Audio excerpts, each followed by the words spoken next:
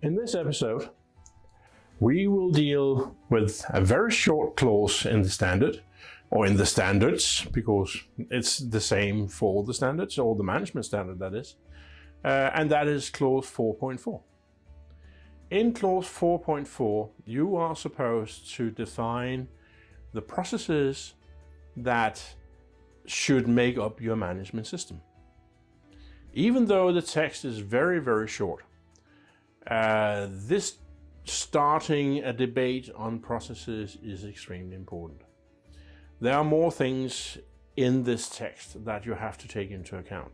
Some of it is actually also mentioned in 5.1, which is the next chapter for top management and their responsibilities. But let's talk about the processes as we see them right now. Now, a few things you have to take into account. First of all, we have to discuss, why do we need processes? Why can't we keep procedures as we have done before? Well, you can actually, but you cannot only have procedures. And why is that? And what is the difference between a process and a procedure? Let's take the latter question first. The process is an activity defined by its input and its output. That is a process. A procedure is a description of that specific activity.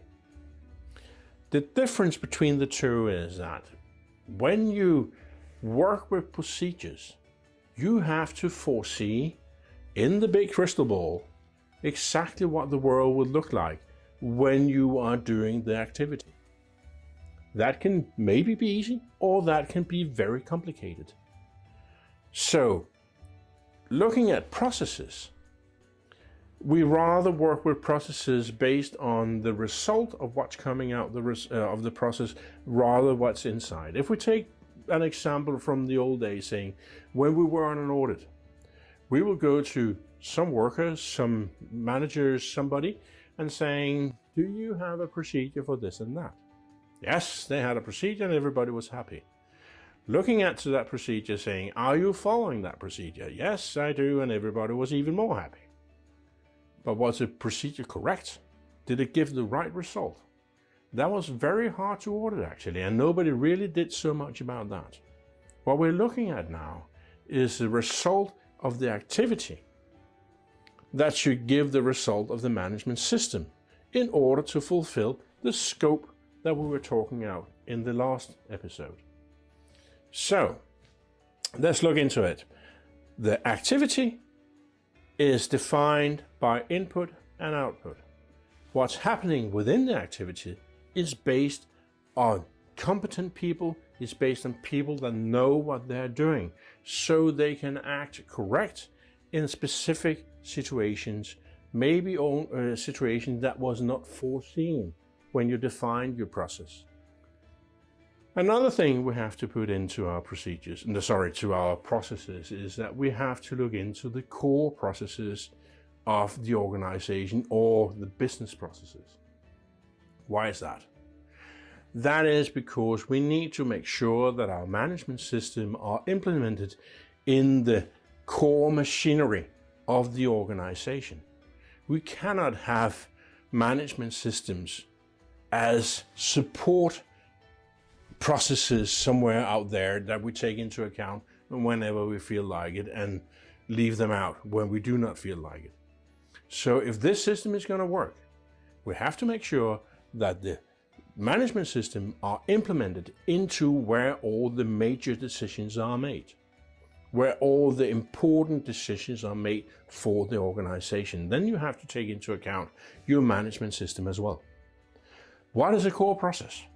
A core process is defined as a process that the system or the organization cannot be without. Let's take example. We have at least 4 core processes we can work with. The first core process is value creation. That is where you identify what you're going to sell or what you're going to make for your organization. That can be for profit or non-profit, whatever. But you still have to define what is the baseline of what we're going to do. We can sell a message or we can sell a product. That is defined in our value creation. Then we have to sell it. We have to sell the message, or we have to sell the product, or whatever. Whenever we have sold it, so sales is a core process. When we have sold it, we have to produce it. So production is a core process. When we have produced it, we have sold it, produced it, sent it on to the customer or the client, whatever, then we have to send an invoice. That means that finance is a core process as well. If I take one of these processes away, the organization will stop. It cannot survive without these at least 4 processes. You can say there are many more processes. Indeed, there are so many processes that can be core processes depending on what kind of organization you are. But these 4 are definitely core processes no matter what you do. So, clause 4.4 asks you to define your processes, that is core processes or business processes. Define how to work with your processes in order to make sure that you actually can implement your management system in the right way. The criteria for processes, the KPIs and all that stuff will be defined later on down in the standard from 5.4 and so on. But here we start the discussion on processes versus procedures. Last comment is that many organizations will still need their procedures, but they need to have both. For some, you say, well, we can't do this without having a specific procedure. And okay, fine with me, no problem. But you still have to have the agility of having the processes as well. So stay tuned and look into the next video, which is 5.1, dealing with the obligations of top management. Thank you very much.